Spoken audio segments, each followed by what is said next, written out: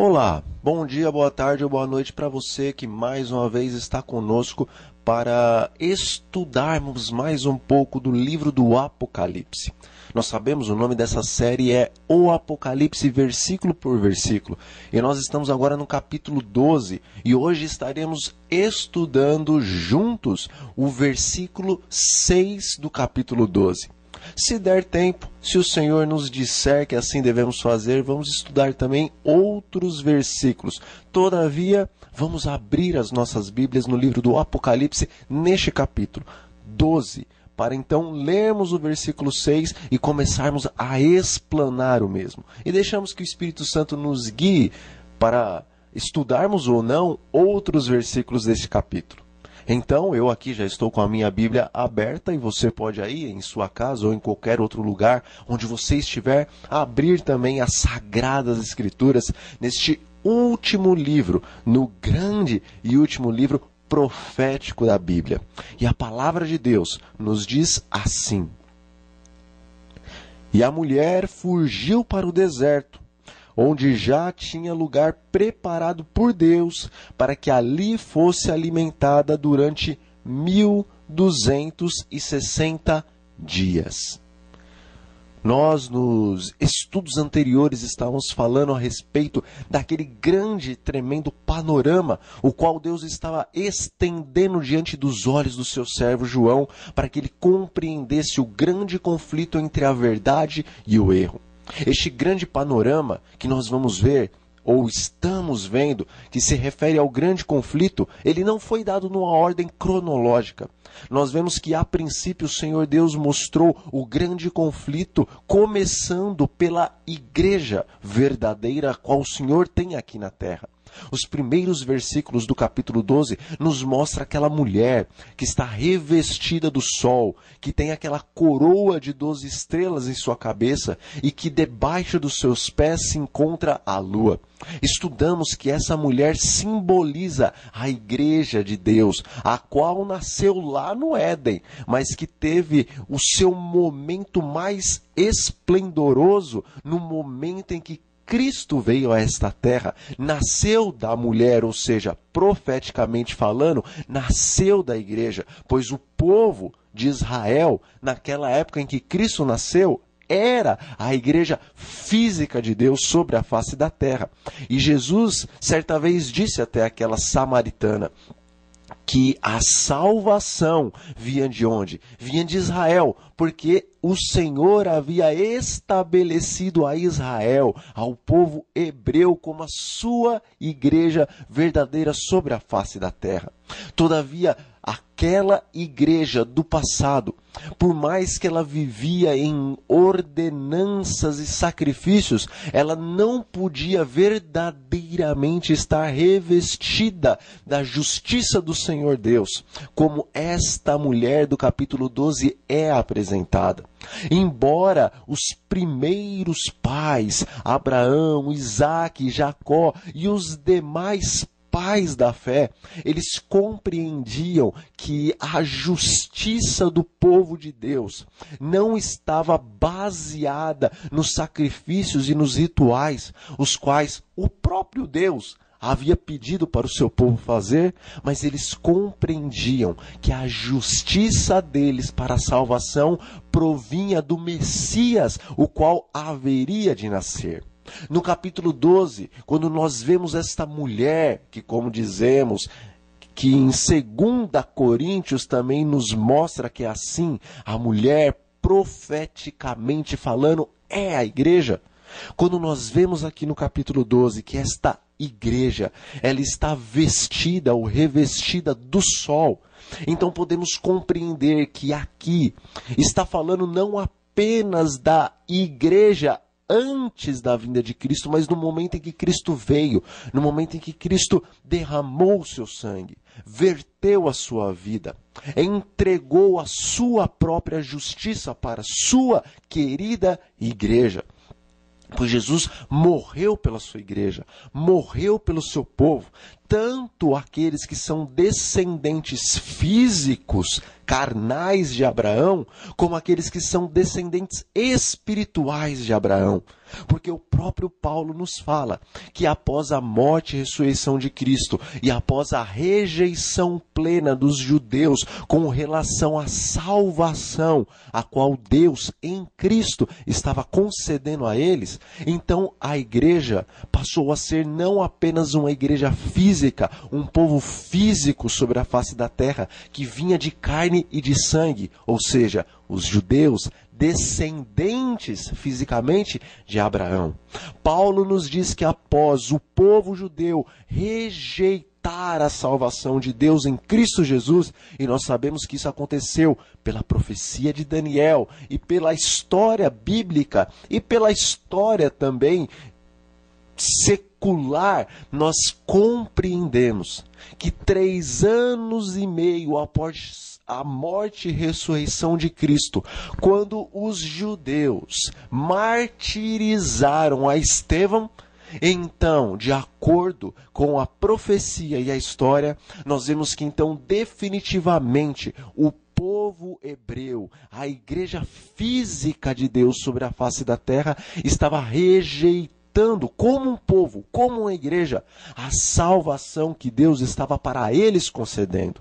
A partir daquele momento, então, as palavras de Paulo começam a se cumprir mais categoricamente, de que dali por diante, o Senhor não teria mais sobre a face da terra realmente uma igreja física, mas agora o seu povo Israel seria um povo espiritual.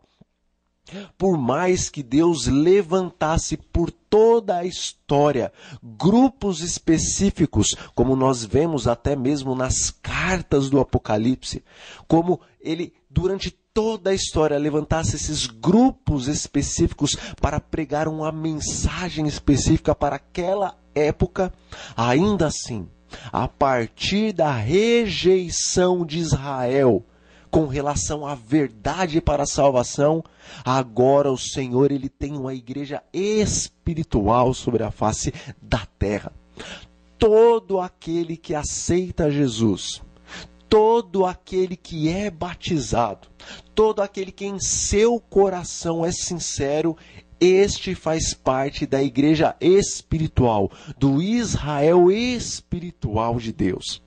Nós vemos que por mais que o Senhor possua as suas ovelhinhas, o seu povo, a sua igreja espalhada sobre toda a face da terra, há de chegar um tempo e um momento, e este tempo está chegando, e esta é a geração em que Apocalipse, no capítulo 18, nos diz que o Senhor, por intermédio de um povo especial, o qual ele levantou nos últimos dias, o qual tem ou guarda os mandamentos de Deus e possui o testemunho de Jesus, que é o espírito da profecia.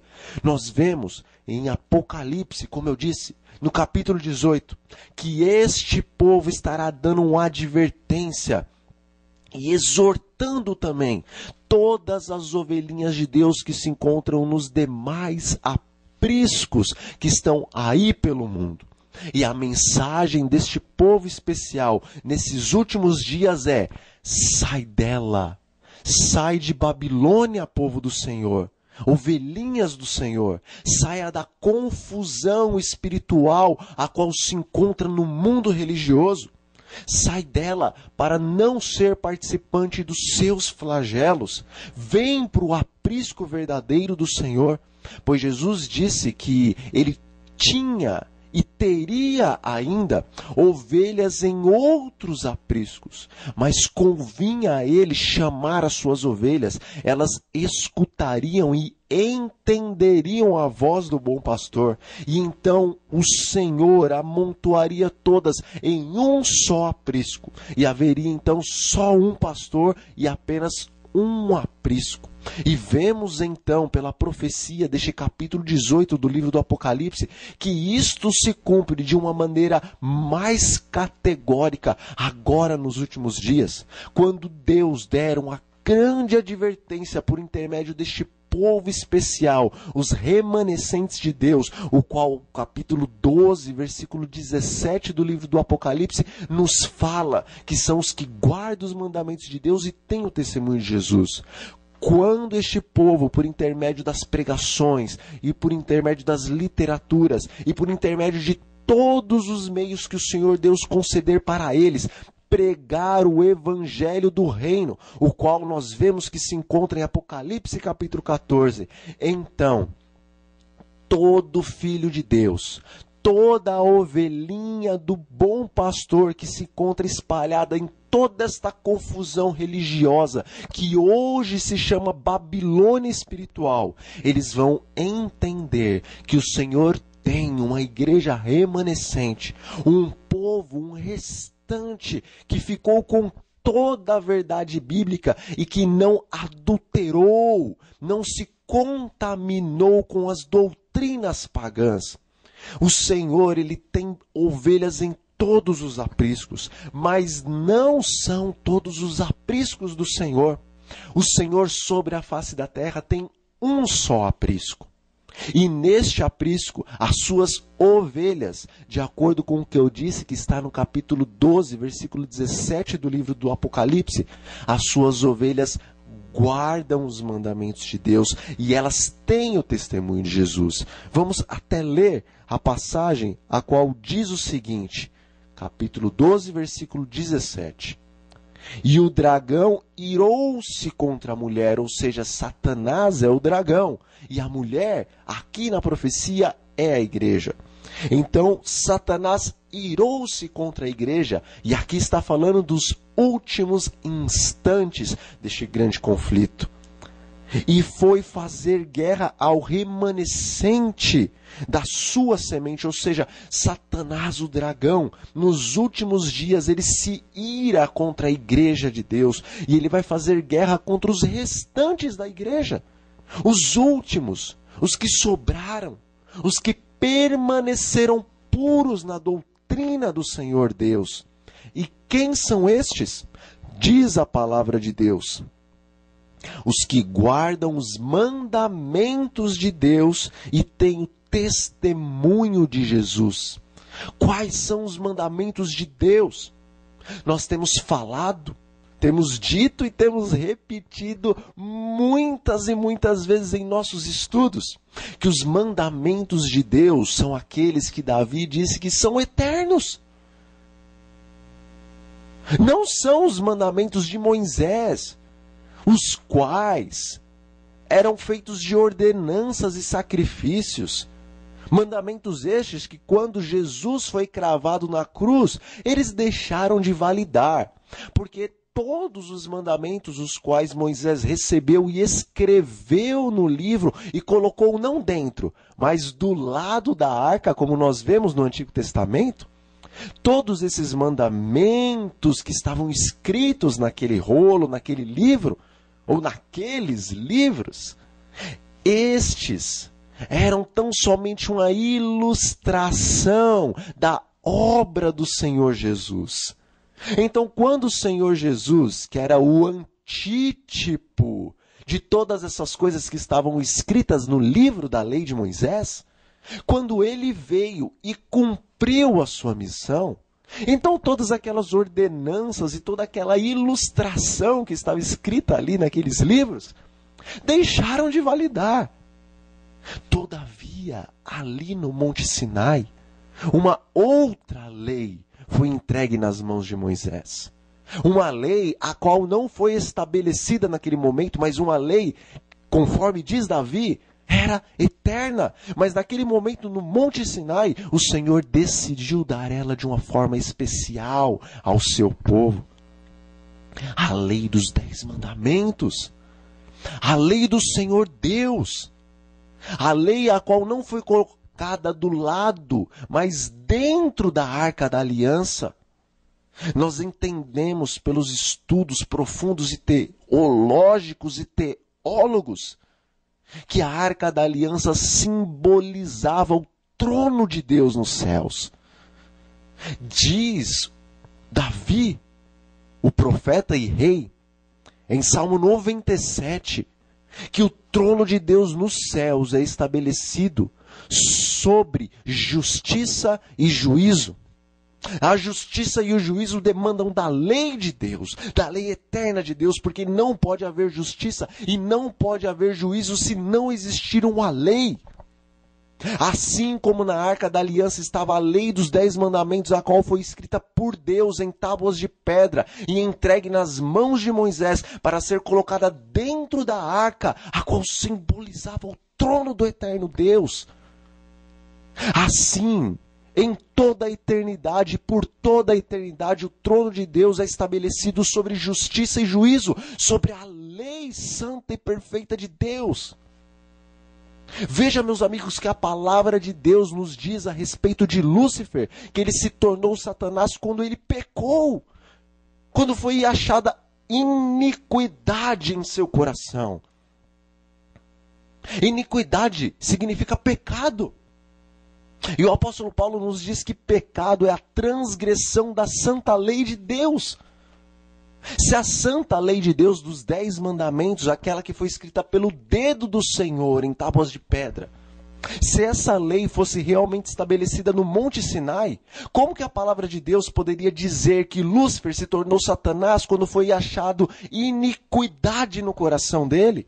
Se iniquidade é pecado, e se Paulo diz que pecado é a transgressão da lei de Deus, não da lei de Moisés, mas da lei de Deus, então nós compreendemos que quando Davi diz que a lei é eterna, é porque a lei dos 10 mandamentos existia no céu, e Lúcifer no céu transgrediu essa lei, cometeu iniquidade e tornou-se então Satanás. A lei de Deus não muda. E é por isso que nos últimos dias o Senhor, em Apocalipse, aqui no capítulo 12, nesse versículo 17, especifica que o seu remanescente, que o restante da descendência da sua igreja são aqueles que guardam os mandamentos de Deus, todos eles, os 10 mandamentos, e têm o testemunho de Jesus. O testemunho de Jesus, vamos lá, em capítulo 19 do livro do Apocalipse, no versículo 10, a palavra de Deus nos diz assim. João falando da sua grande experiência, pois ele estava na presença do anjo, que estava mostrando aquelas maravilhas dos céus e do futuro. Então o versículo 10 do capítulo 19 nos diz assim: e eu lancei-me a seus pés para o adorar. João se prostrou diante do anjo para adorá-lo, mas ele disse-me: olha, não faças tal coisa. Não se prostre diante de mim. O anjo que assiste na presença de Deus disse isso para João. Sou teu conservo e de teus irmãos, que tenho testemunho de Jesus. Adora a Deus, porque o testemunho de Jesus é o espírito da profecia. O anjo que está na presença do Senhor, quando João se lançou aos seus pés para adorar, disse: não faça isso, eu sou o teu irmão, eu sou o teu conservo. Se nós não podemos nos ajoelhar diante do anjo que está na presença imediata do Senhor Deus Todo-Poderoso, podemos, por acaso, nos ajoelhar diante de um homem ou de uma mulher que se diz representante de Deus na terra? Aqui este anjo, o qual nós cremos que é o anjo Gabriel, o qual também apareceu para o profeta Daniel, este anjo, o qual é um dos 4 serafins, ungidos querubins cobridores da guarda, os quais estão abaixo do assento de Deus no trono do Senhor, de acordo com Apocalipse no capítulo 4 e no capítulo 5. Este poderoso ser que entendemos até pela palavra de Deus, que é o 4º maior ser, ou a 4ª maior mente, ou o 4º maior poder do universo, ou seja, abaixo do Pai, do Filho e do Espírito Santo, pelo fato dele estar ali no trono de Deus, abaixo do assento do Senhor, e por aparecer tantas vezes na Bíblia, como sendo o anjo, o mensageiro, o representante de Deus, este ser, ele não aceitou a adoração de João. Por que então algum homem, alguma mulher, pecadores, que se dizem vigários, representantes de Deus na terra, podem receber a adoração a qual o anjo do Senhor não recebeu?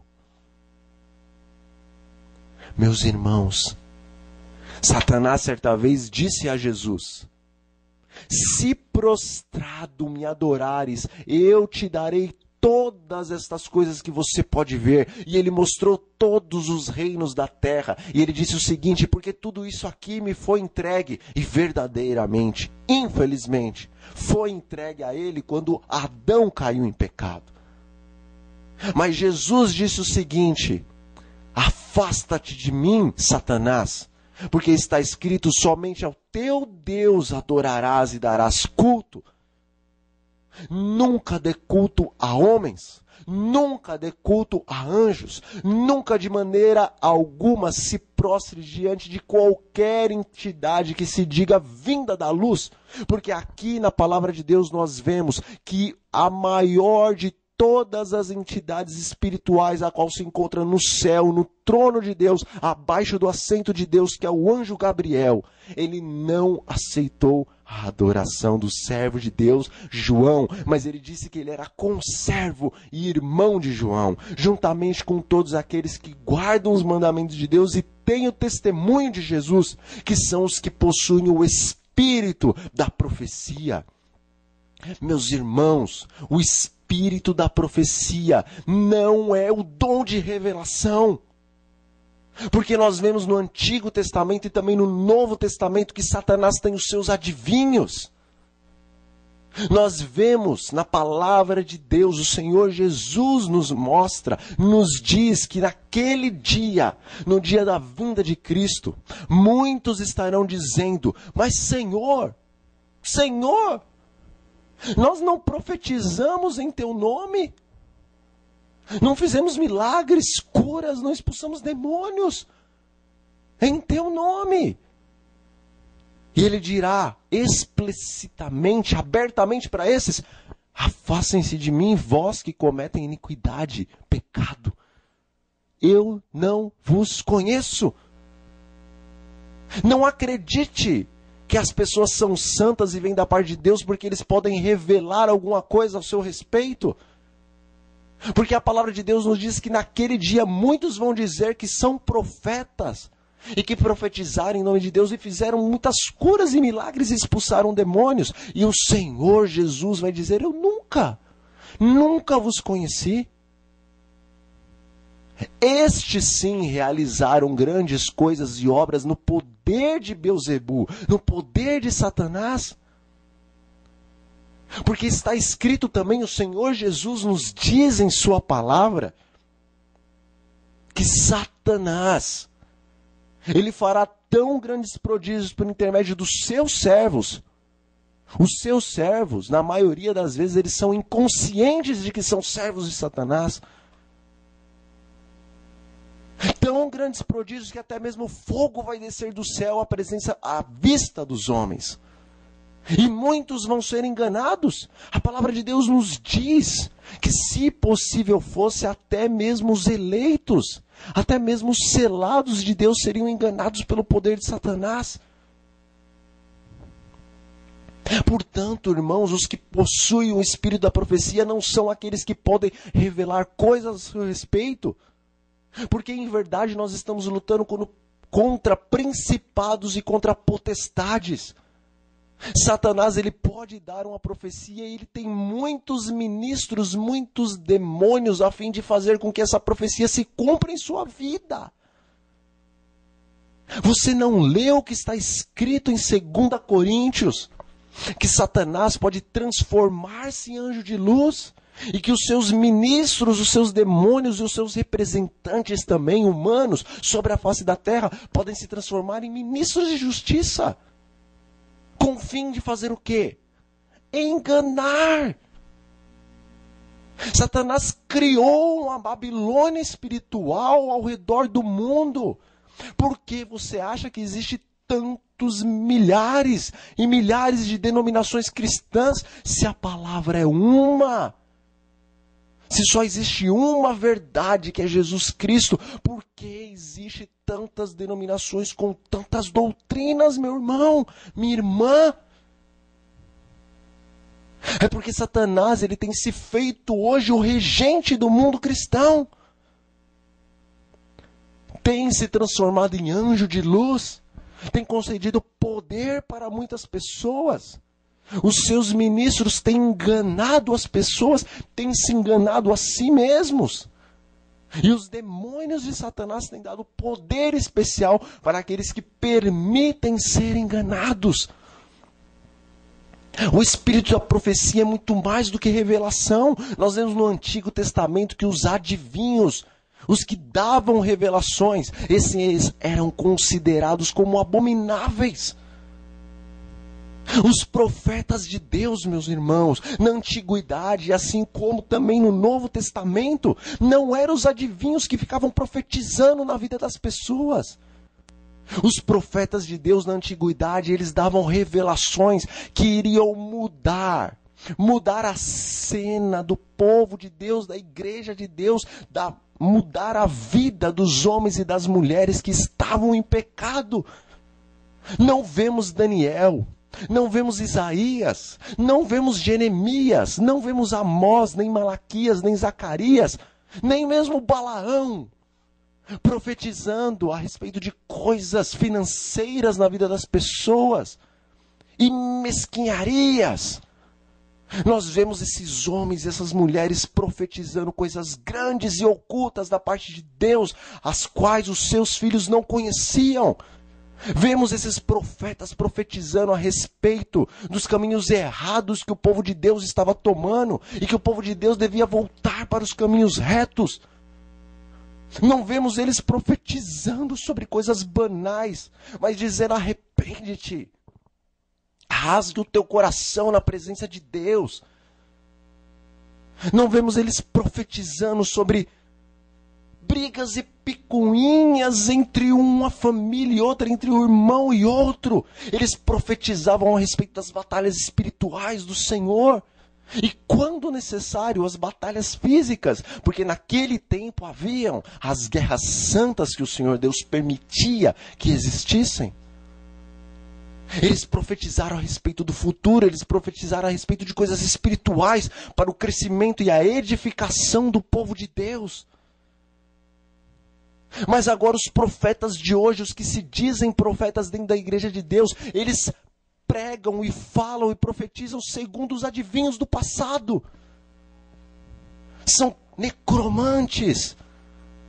Acreditam na imortalidade da alma, a qual a Bíblia não prega. Mas Satanás, lá na serpente, no Éden, estava a pregar essa doutrina infernal, a doutrina da imortalidade da alma.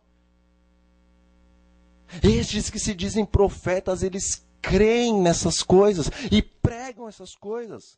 Recebem, não na verdade, mensagem dos mortos. Porque o Senhor Deus nos diz em sua palavra que quando a pessoa morre, ela volta para o pó, o fôlego. O Espírito na Bíblia é o fôlego da vida, a qual Deus soprou nas narinas de Adão. Este volta para Deus.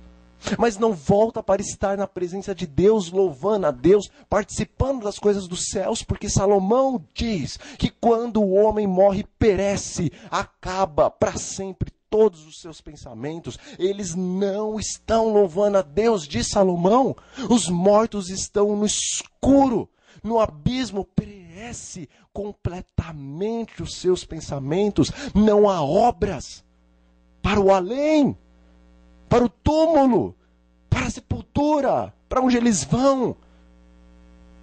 Paulo diz no Novo Testamento: irmãos, não sejam ignorantes com respeito aos mortos, aos que descansam em Cristo.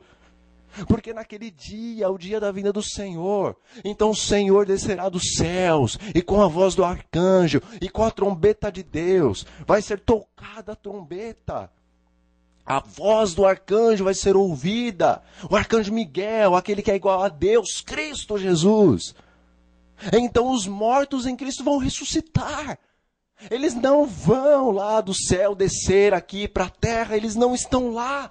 Lá está o fôlego de vida deles, está com Deus. Mas eles estão na terra, no pó da terra. Então eles vão ressuscitar naquele dia.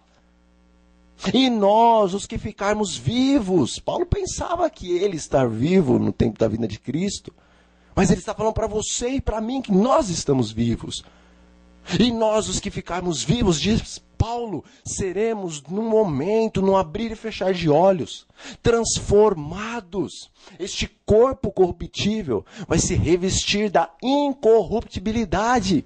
Então Paulo diz que nós, juntamente com eles, os que ressuscitarem pelo poder de Deus na segunda vinda de Cristo, então todos nós seremos arrebatados até as nuvens e viveremos para sempre com o Senhor na presença do Eterno. Os mortos estão aonde? De acordo com a palavra de Deus, de acordo com Salomão, de acordo com Paulo, eles estão no pó da terra. O fôlego da vida está com Deus, e quando Jesus voltar e der a voz de comando para que os mortos ressuscitem, então o fôlego de vida vai ser novamente concedido a eles. Lembra-se do que aconteceu com Lázaro? Há 4 dias ele estava morto. Ele não estava no céu, gozando das glórias de Deus. Jesus disse, ele está dormindo. Porque Deus considera a morte como um sono. E Jesus disse, mas eu vou despertá-lo. Os discípulos não entenderam e falaram, mas Senhor, se ele está dormindo, então ele está bem. Já passou a doença. Mas aí Jesus explicou, Lázaro morreu. Para Deus, para mim que sou Deus, disse Jesus, ele tentando dizer para os discípulos, para o Pai, eu e o Espírito Santo que somos Deus, Lázaro está só dormindo, o sono da morte, e nós vamos despertá-lo. Oh, meus irmãos, não acreditem nos falsos profetas. Visões e coisas sobrenaturais não são a patente de que a pessoa é de Deus.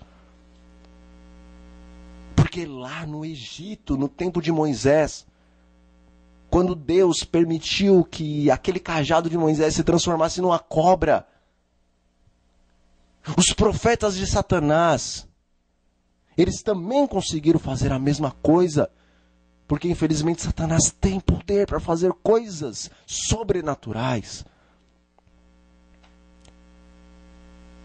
Os que possuem o espírito da profecia, a qual o anjo diz aqui no capítulo 19, versículo 10, são aqueles que compreendem as profecias bíblicas do livro do Apocalipse e de Daniel e todos os livros proféticos da Bíblia. O espírito da profecia, segundo as profecias do próprio profeta Daniel, haveriam de estar continuando, e nós vemos, de acordo com o capítulo 8 do livro do profeta Daniel, chegaria um tempo, o tempo do fim, o qual se iniciaria em 1844. Ou melhor, este era o tempo da purificação do santuário. 1844 já estaria no tempo do fim. Mas entendemos que em 1844, as muralhas da verdade que haviam sido derrubadas ali estariam sendo reerigidas. Entendemos e entenderemos que o tempo do fim realmente começou em 1798. Todavia, a profecia de Daniel nos mostra que o grande momento da reedificação do Israel espiritual de Deus inicia-se em 1844. Deus sempre levanta verdadeiros profetas nos momentos críticos para a edificação da igreja de Deus. E a partir de 1844, então, o verdadeiro espírito da profecia, a verdadeira compreensão nas escrituras, das profecias da palavra de Deus começaram a ser compreendidas, porque o profeta Daniel também nos diz no capítulo 12 do seu livro, que no tempo do fim, ou seja, Jesus, por intermédio do profeta Daniel, nos diz que no tempo do fim, o conhecimento ia crescer. E por mais que muitas vezes nós falamos e entendemos que o conhecimento que ia crescer é o conhecimento da ciência, e também não está errado dizer que este conhecimento é o da ciência, porque a ciência só cresceu como cresceu agora, a partir do tempo do fim. Todavia, o contexto dessas palavras que estão registradas no livro de Daniel nos mostra que este conhecimento que ia crescer era o conhecimento das profecias. Deus tem um povo especial sobre a face da terra, o qual ele deu, a partir de 1844, o espírito da profecia, porque em 1844 cumpre-se a profecia de Daniel, capítulo 8, versículo 14, quando o santuário começa a ser purificado, quando o santuário do céu começa a ser purificado, porque os pecados do povo de Deus, conforme lá no Antigo Testamento nós vemos, conforme as ordenanças e os rituais do Antigo Testamento, que era somente uma ilustração do que ia acontecer no santuário do céu. Ali, naquele tempo, nós vimos que os pecados, mesmo os perdoados, eram ali registrados naquela grande cortina que dividia o lugar santíssimo do lugar santo. E tudo aquilo, disse o Senhor Deus a Moisés, era uma ilustração do modelo o qual Moisés vira no monte. E é Paulo, no livro de Hebreus, nos mostra então que o verdadeiro santuário, o verdadeiro tabernáculo, o qual não foi construído por mãos humanas, mas sim pelo próprio Deus, se encontra nos céus. Portanto, tudo que acontecia lá no Antigo Testamento tem agora um cumprimento literal, só que na glória, no eterno templo, o qual Deus bendito se assenta no seu trono acima dos querubins. É ali que o Senhor Jesus, o nosso sumo sacerdote, entrou para fazer mediação entre você e eu e o Pai das luzes, o Deus infinito. Agora o Senhor Jesus, o nosso sumo sacerdote, a partir de 1844, ele começa a grande obra da expiação para então todos os pecados os quais estão registrados nos livros dos céus, tal como estavam registrados naquele cortinário lá no tabernáculo e no templo. Agora, a partir de 1844, tudo isso é removido, para que, tal como naquele tempo, aquela grande cortina, ou seja, os pecados que ali estavam registrados, eram colocados sobre a cabeça do bode que representava Satanás.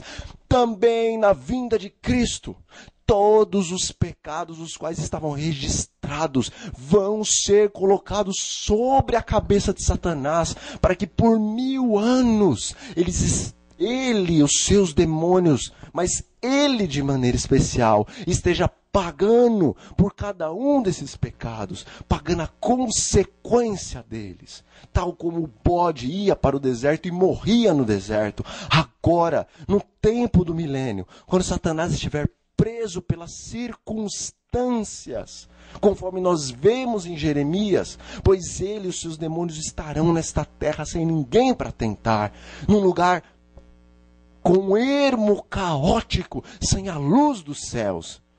Ele estará então nesse momento, sofrendo as consequências de cada um dos pecados que ele fez com que o povo de Deus viesse a cair, mas que por Cristo foram perdoados e expiados para todo o sempre. Este povo que possui o espírito da profecia iniciou-se nesta época e hoje ele está pregando o cumprimento da profecia, o significado das palavras de Deus. Oh, meus amigos, no capítulo que nós estamos estudando, o versículo que nós estamos estudando, ali diz que a mulher, ela fugiu para o deserto, onde ela já tinha um lugar preparado por Deus. Em primeira instância, quando o Senhor Jesus morreu, ressuscitou e subiu aos céus, à presença do Pai, de acordo com os primeiros versículos desse capítulo 12, Então Satanás, ele se irou contra a igreja do Senhor, contra o povo do Senhor. Ele foi fazer guerra contra os remanescentes de Deus. Ele usou o governo romano pagão para perseguir os cristãos. E o governo romano, na perseguição dos cristãos, ele também se uniu com os israelitas. E então nós sabemos pela história que o povo de Deus teve que fugir para não ser dizimado completamente. Aqui a palavra nos diz que esta fuga levou 1260 dias. Ali diz, no versículo que nós lemos, que por 1260 dias o Senhor havia preparado um lugar para a mulher, para a sua igreja, no deserto, a fim de que ela fosse alimentada. Logo depois da ascensão de Cristo aos céus, já começaram as perseguições por parte de Roma e também do Israel sobre os cristãos. Mas de uma maneira especial, em 538 depois de Cristo, Roma agora, em outras características, não como pagã, mas sim como cristã, tendo como o seu líder o bispo de Roma, em 538, quando ele destruiu todos os reinos ali na Europa, os quais se voltavam contra ele. Então ele assumiu agora todo o poder estatal e todo o poder religioso, e agora ele foi fazer guerra contra todos aqueles que se apegavam teimosamente às Sagradas Escrituras. Então agora, os albigenses, os valdenses, a igreja de Deus, o povo do Senhor, teve que fugir para o deserto, teve que ir para as montanhas, teve que ir para os lugares hermáticos, desérticos desta terra, a fim de ali serem alimentados com a palavra de Deus, porque não mais podiam viver em sociedade, porque o dragão, através de Roma cristã, não mais pagã, mas através de Roma cristã, estava perseguindo o povo de Deus.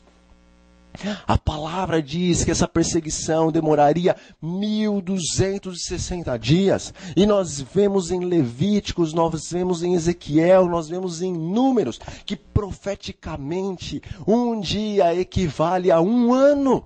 Portanto, 1260 dias na profecia são 1260 anos de perseguição. E isso se cumpriu? É claro que se cumpriu, porque a palavra de Deus é santa, é perfeita. As Escrituras não erram, não falham. Desde 538, quando o último povo que se intrometia com Roma foi destruído, e então o bispo de Roma teve total autoridade sobre a igreja e o Estado. De 1538 até 1798 se passaram 1260 anos. E então em 1798, quando acaba-se os 1260 anos da profecia, porque um dia na profecia equivale a um ano. Quando então termina-se estes 1260 dias proféticos, que são 1260 anos literais, então Napoleão, fazendo guerra contra Roma e contra todos aqueles que se colocavam na frente dele, enviou o seu general Berthier com seus exércitos, os quais invadiram a Roma, prenderam o Papa e levaram ele cativo. Então acabou-se o reinado político e estadual de Roma. Acabou a perseguição contra os cristãos. De acordo com a profecia, 1260 dias, que são 1260 anos proféticos, 538 a 1798, a palavra de Deus é perfeita. E o Senhor deu o espírito da profecia a um povo especial para que compreendesse essa e muitas outras coisas a respeito da profecia. Todavia, meus amigos, nós vemos na palavra de Deus, desde Gênesis até o Apocalipse, que o Senhor Deus, tão perfeito e poderoso e onisciente, onipotente, Ele faz com que a história se repita várias vezes. Ele dá uma ilustração para mais para frente dar um outro cumprimento àquela ilustração. Nós vamos compreender que assim como a mulher, assim como a igreja, por 1260 dias proféticos, ela teve que fugir para o deserto por causa da perseguição do dragão, o qual usa o governo romano desde os tempos de Cristo para perseguir a igreja. Haja visto que foi o próprio governo romano que crucificou o Filho de Deus, o bendito Salvador Jesus Cristo, o nosso Senhor. O mesmo governo que crucificou a Cristo foi o mesmo governo que matou milhões e milhões de cristãos, servos fiéis de Deus durante toda a Idade Média. Mais de 50 milhões de cristãos foram martirizados na Idade Média por este poder o qual crucificou o Senhor Jesus Cristo. Mas o dragão não mudou de poder. É o mesmo poder que crucificou a Cristo, que matou todos os protestantes e os servos de Deus na Idade Média. É o mesmo poder que nesses últimos dias, revestido de anjo, mas sendo lá no fundo dragão, é o mesmo poder, o poder romano, o qual vai perseguir novamente a igreja de Deus.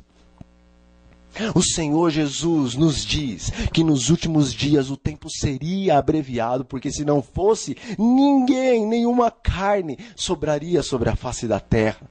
Na Idade Média, estes 1260 dias foram proféticos. 1260 anos, mas agora em nossos dias, novamente a igreja, a mulher, vai ser perseguida e vai ter que fugir para o deserto ou para os lugares solitários da terra. Todavia este tempo será abreviado.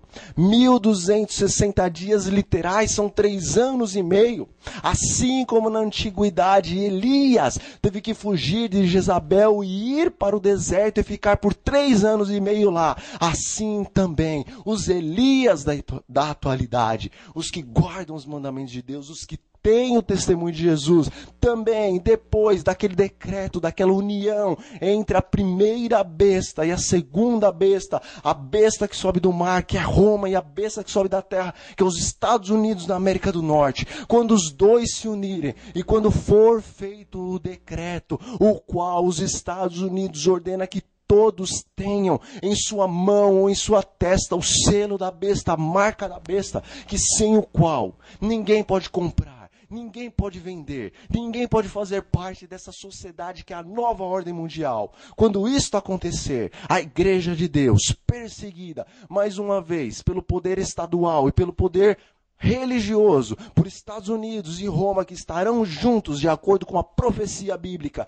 Então o povo de Deus, após dar a sua mensagem de advertência, vai ter que fugir para o deserto. E por 3 anos e meio, assim como Jezabel perseguiu Elias e esse fugiu, também esta Jezabel espiritual, a qual a palavra do Senhor diz para você e para mim que é Roma, essa Jezabel espiritual perseguirá a você e a mim, que somos povos de Deus, povos do Senhor. Alguns morrerão, porque a palavra de Deus nos diz que haverão mártires nos últimos dias, pois o Senhor completará o número dos mártires dele. Todavia, ser fiel até a morte, está escrito, porque eu dar-te-ei, eu vou lhe dar a coroa da vida. Se morrermos com Cristo, também com Ele vamos viver, está escrito na palavra de Deus. Mas haverão aqueles que Paulo disse que era um mistério. Estes que eram mistérios, os quais não morreriam, mas os quais estariam vivos no momento da vinda de Cristo. Esta é a igreja que foge para o deserto. É a igreja perseguida nos últimos dias por 3 anos e meio. Ao final desses 3 anos e meio de perseguição, a palavra de Deus diz no livro do Apocalipse que os mortos em Cristo, os mártires do Senhor, eles irão ressuscitar. E aqueles os quais zombaram sobre os seus cadáveres vão estar estupefatos, diante agora do corpo incorruptível, o qual eles mataram, mas que foi ressurgido pelo poder do Altíssimo no dia de sua vinda. Mas toda a igreja que por 3 anos e meio esteve fugindo ou estará fugindo nesses últimos dias, naquele grande dia da vinda do Senhor, serão libertos. No dia em que o Senhor trouxer salvação debaixo de suas asas, eles serão livres do seu cativeiro, estarão pulando alegres e felizes como cordeiros que são soltos da estribaria, a dizer: este é o Deus a quem nós aguardávamos. Bendito seja o nome do Senhor, meus irmãos. Você e eu fazemos parte da última geração, do povo o qual será perseguido, mas será transladado na vinda do bendito Deus. Naquele dia, você e eu, nós diremos com as nossas mãos erguidas para o alto: esse é o Deus a quem aguardávamos. Ele virá nos libertar. Ele é o nosso refúgio, a nossa fortaleza. Ele é o nosso socorro bem presente agora neste momento de tribulação.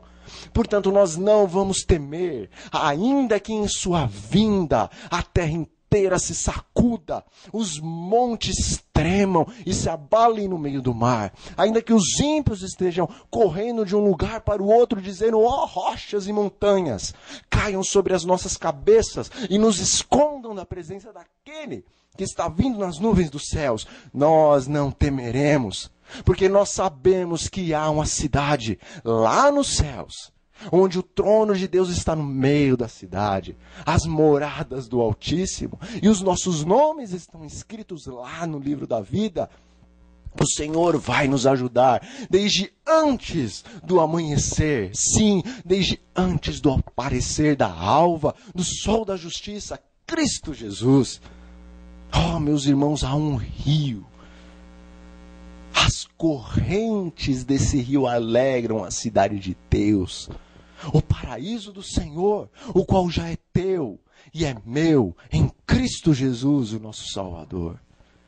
Naquele dia, os povos vão se agitar, as nações vão se irar, mas o Deus Todo-Poderoso vai se levantar, aquele, Miguel, Cristo Jesus, que é igual a Deus, que se levanta, diz o profeta Daniel, pelos filhos do seu povo. Ele vai se levantar e todos vão ouvir a sua voz a dizer: aquietai-vos e sabei que eu sou Deus, sou exaltado na terra e no céu, e entre todas as nações.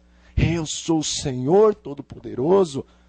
Então seus filhos dirão: o Deus de Jacó está conosco.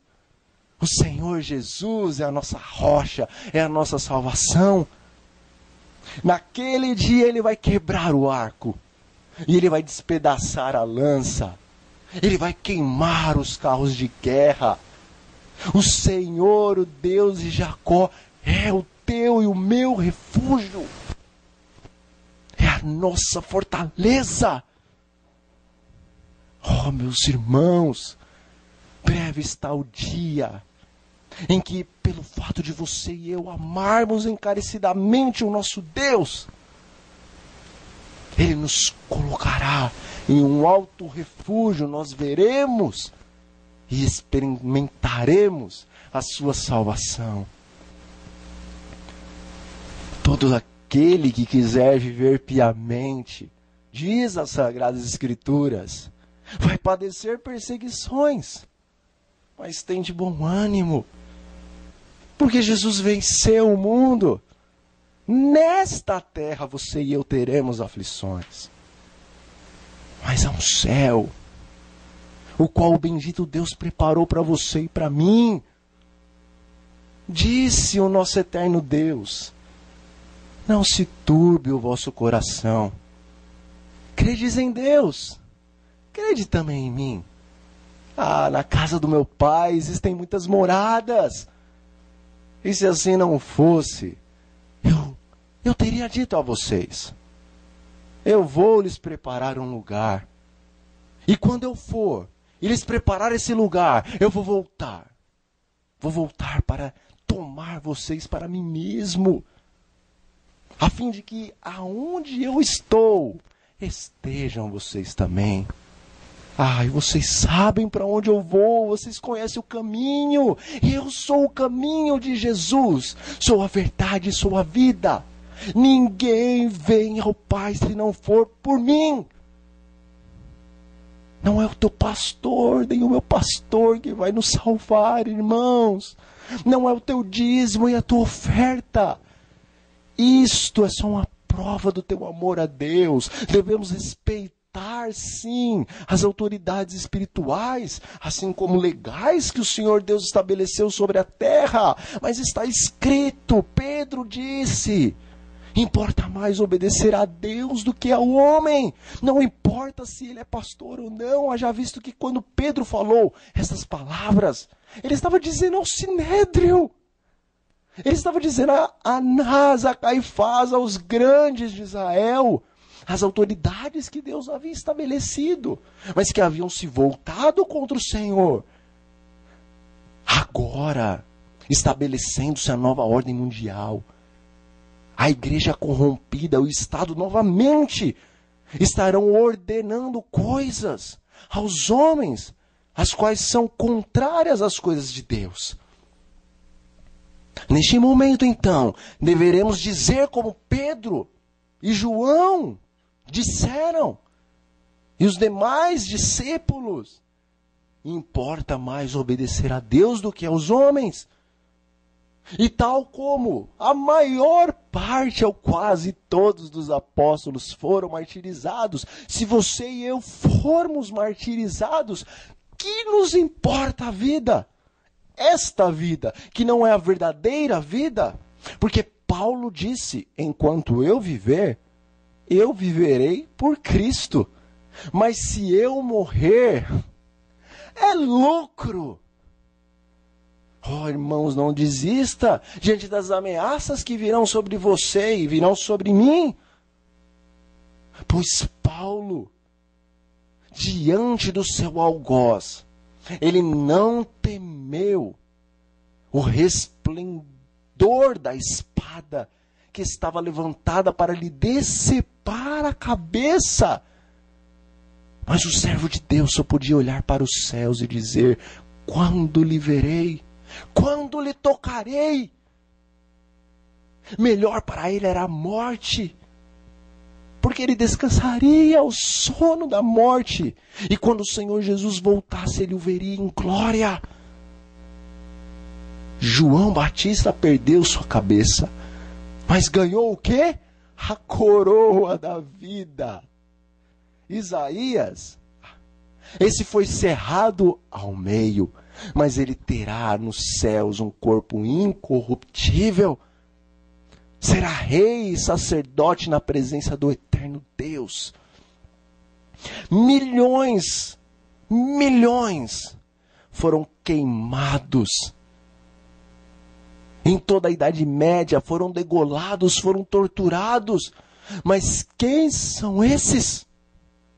Diz o Apocalipse, são aqueles que vão receber vestes brancas de justiça e andarão com o Senhor Deus por toda a eternidade. Na Idade Média as fogueiras se acenderam e o cheiro de churrasco humano foi sentido. Mas agora aqueles que foram queimados na Idade Média estarão na presença de Deus e o louvor deles e a adoração deles subirá até o trono do Altíssimo, não agora como cheiro de churrasco humano, mas como incenso agradável, suave. Bendito ao nosso Deus. Se o Senhor te escolheu para mártire, diga, morrer para mim é lucro. Se o Senhor te escolheu para descansar no pó da terra, não tema a morte, porque o Senhor disse que no último dia Ele há de ressuscitar todos aqueles que dormiram crendo no seu nome. Mas se o Senhor te escolheu para a transladação, hás de passar pelo vale do Jaboque espiritual. Hás de experimentar a angústia de Jacó, a qual o Senhor Jesus experimentou no Monte das Oliveiras. Mas também hás de cantar no céu dos céus o cântico de Moisés e do Cordeiro e dos 144.000, cântico esse que ninguém pode cantar, porque nem mesmo os anjos, nem os homens que viveram na face da terra terão esta experiência do povo de Deus nos últimos dias, o grupo chamado 144.000, as primícias do eterno Deus, os melhores, os mais parecidos com Cristo e com Deus, porque tem o nome de Deus e de Cristo e da cidade de Deus escrito em suas testas, ou seja, o caráter de Deus foi imprimido em seus cérebros, em seus corações, e agora eles podem eternamente habitar na presença de Deus, na cidade do eterno e bendito, santo, augusto Deus. Ah, meus irmãos, Deus seja louvado por essa palavra, a qual você e eu recebemos neste momento. Convido agora você para fechar os seus olhos, aonde quer que você esteja, para nós elevarmos uma prece ao nosso Deus bendito. Oremos ao Senhor. Senhor nosso Deus e nosso Pai, louvado seja o seu santo nome eternamente. Nós lhe agradecemos porque o Senhor nos chamou para fazermos parte deste povo, o qual guarda os mandamentos de Deus e tem o testemunho de Jesus. Graças nós lhe damos pelo espírito da profecia, pois o Senhor nos dá a compreensão profética, a fim de que não sejamos enganados pelos engodos, pelas mentiras de Satanás e os seus ministros, os quais se revestem como cordeiros, mas que por dentro são lobos devoradores. Ó Deus, que sejamos as tuas ovelhas para escutarmos a tua voz nesses últimos dias. Que saiamos dos falsos apriscos e estejamos no verdadeiro aprisco do Senhor. Para que também possamos dar a última advertência ao mundo e chamar as suas demais ovelhinhas para o aprisco verdadeiro do Senhor. Guarda-nos do maligno. Dai-nos o verdadeiro e não falso dom do Espírito Santo. Encha-nos de amor, de mansidão e de pureza. Revela-nos as coisas grandes e ocultas da tua palavra, para que sejamos santificados na palavra, na verdade, Senhor. Que possamos estar eternamente na presença do Deus eterno, segundo as promessas do Senhor neste livro profético e em toda a palavra de Deus. Isso nós lhe pedimos, nós lhe agradecemos, porque cremos que em Cristo receberemos todas as coisas segundo a sua bendita vontade. Amém. Amém, Senhor. Meu amigo e minha amiga, meu irmão e minha irmã, foi uma maravilha estar com você ou com vocês neste momento. Que o Senhor, o Deus bendito, levante sobre você o seu rosto, que você seja iluminado, que o Senhor tenha misericórdia de você e da sua casa. Que você escolha neste momento, não a morte, mas a vida. E que receba então de Deus em Cristo Jesus, por intermédio do Espírito Santo, a santa e bendita paz. Amém. E glória ao nome do nosso Deus.